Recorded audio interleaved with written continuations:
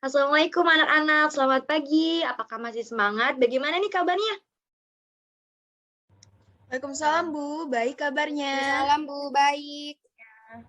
Alhamdulillah, semuanya pada baik-baik nih ya. Semuanya keren banget nih semuanya ngejawab. Baik anak-anak, selanjutnya Ibu akan mengabsen kalian terlebih dahulu ya. Apakah ada yang tidak hadir? Hadir semua Bu. Alhamdulillah, terima kasih Nadira. Pertahankan ya semuanya. Sebelum kita memulai pembelajaran kita pada pertemuan hari ini, alangkah baiknya kita berdoa terlebih dahulu. Untuk ketua kelasnya, ayo boleh dipimpin Syahnas. Baik Ibu, terima kasih atas kesempatannya. Oke teman-teman, sebelum kita belajar, alangkah baiknya kita berdoa dulu yuk. Berdoa menurut agama dan kepercayaan masing-masing, berdoa dimulai. Amin. Berdoa selesai. Terima kasih Ibu. Terima kasih juga, Syahnas. Oke, sebelum Ibu memulai pembelajaran pada pertemuan hari ini, Ibu akan bertanya terlebih dahulu nih, apakah ada yang bisa menebak materi apa yang kita pelajari pada pertemuan hari ini? Dinamika Indonesia dalam perdamaian dunia, Bu. Betul banget, Syahnas. Pada hari ini kita akan belajar dinamika Indonesia dalam perdamaian dunia. Ibu saya screen ya.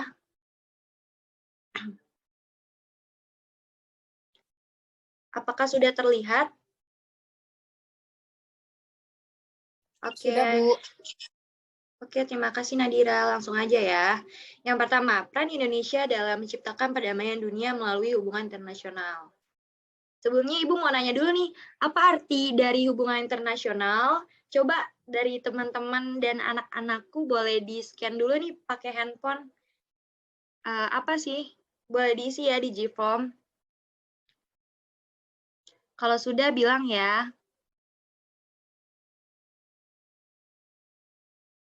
Sudah Bu. Alhamdulillah sudah ya. Terima kasih. Langsung selanjutnya Ibu akan membacakan PPT-nya. Hubungan internasional adalah merupakan hubungan yang bersifat global meliputi semua hubungan yang terjadi dalam melampaui batas-batas ketatanegaraan. Konsepsi hubungan internasional oleh para ahli sering dianggap sama atau dipersamakan dengan konsepsi politik luar negeri, hubungan luar negeri, dan politik internasional. Lalu pentingnya hubungan internasional bagi Indonesia itu apa sih? Yang pertama, mempertahankan kemerdekaan bangsa dan menjaga keselamatan negara.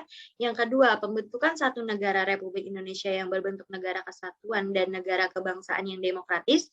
Yang ketiga, meningkatkan persaudaraan segala bangsa sebagai pelaksanaan cita-cita yang tersimpul di dalam Pancasila, dasar dan filsafat negara kita. Yang terakhir, pembentukan satu masyarakat yang adil dan makmur secara material ataupun spiritual dalam wadah negara kesatuan Republik Indonesia. Lalu untuk materi selanjutnya, politik luar negeri Indonesia dalam menjalin hubungan internasional. Setiap negara mempunyai kebijakan politiknya masing-masing. Kebijakan politik masing-masing negara dalam pergaulan internasional dinamakan politik luar negeri. Pemerintah Indonesia pada waktu itu berpendapat bahwa pendirian yang harus diambil tidak menjadikan negara kita terjebak dalam kepentingan dua blok. Negara kita harus menjadi subjek yang berhak menentukan sikap sendiri dan memperjuangkan tujuan sendiri, yaitu merdeka seutuhnya tanpa ada rongrongan dari negara lain. Lalu apa aja sih bentuk kerjasama yang dikembangkan oleh bangsa Indonesia? Yang pertama ada PBB atau Perserikatan Bangsa-Bangsa. Yang kedua ada memperkarsai penyelenggaraan KAA atau Konferensi Asia Afrika. Yang ketiga ada keaktifan Indonesia sebagai salah satu pendiri Gerakan Non-Blok atau GNB. Yang terakhir Indonesia menjadi salah satu pendiri dari ASEAN. Lalu selanjutnya ada peran Indonesia dalam menciptakan perdamaian dunia melalui organisasi internasional. Yang pertama ada PBB, peran Indonesia dalam Perserikatan Bangsa-Bangsa. Yang pertama, Indonesia mengirimkan pasukan Garuda ke daerah lawan perang. Yang kedua, ada Malik, perwakilan dari Indonesia sebagai Ketua Umum dalam sidang Majelis Umum. Yang ketiga, Indonesia turut serta dalam menandatangani deklarasi Bangkok. Lalu untuk selanjutnya ada ASEAN. Untuk peran Indonesia dalam ASEAN ini yang pertama, salah satu dari 5 negara pendiri ASEAN, Indonesia ini. Dan yang kedua, Indonesia menjadi penyelenggara KTT ASEAN yang pertama. Yang ketiga, Indonesia menjadi tuan rumah bagi Sekretariat ASEAN. Lalu untuk yang terakhir, gerakan non-blok atau PBB, GNB, peran Indonesianya itu adalah Indonesia merupakan negara yang netral, dan yang kedua Indonesia merupakan pemimpin yang mempunyai ide untuk menjalin kerjasama, yang ketiga Indonesia menjadi ikut serta dalam organisasi law atau hukum. Lalu untuk materinya itu dulu, anak-anak ada yang ingin bertanya terkait materi yang Ibu udah sampaikan? Boleh? Saya Bu izin bertanya. Iya, silakan Nadira.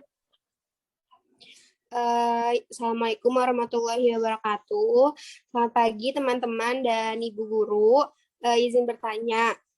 Kan suatu organisasi itu kan pasti ada pembentuknya gitu Bu, ada orang yang membentuk. Lalu ASEAN itu dibentuk oleh siapa sih Bu? Terus tujuannya itu apa? Kenapa ASEAN itu dibentuk Bu? Sekian, terima kasih. Oke, terima kasih Nadira atas pertanyaannya. Aduh teman-teman nih, pertanyaannya bagus sekali ya.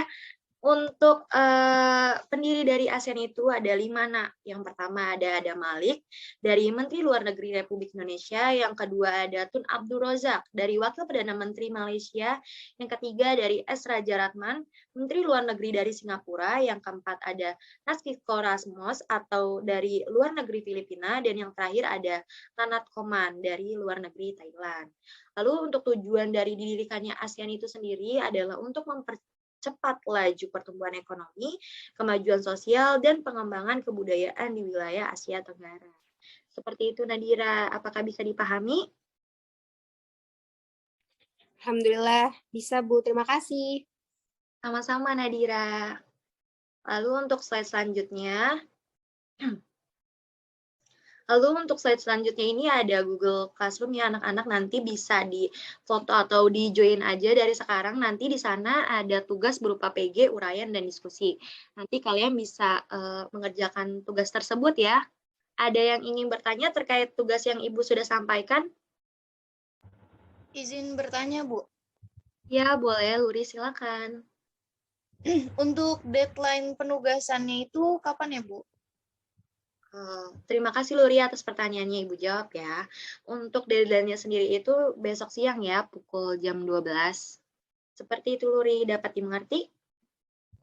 Dimengerti, Bu. Terima kasih atas jawabannya. Iya, sama-sama. Oke, langsung ke selanjutnya anak-anak. Ini ada absensi untuk hari ini, bisa di absen dulu menggunakan HP masing-masing. Kalau sudah selesai, bilang ya. Sudah Bu. Sudah, Bu. Oke, terima kasih.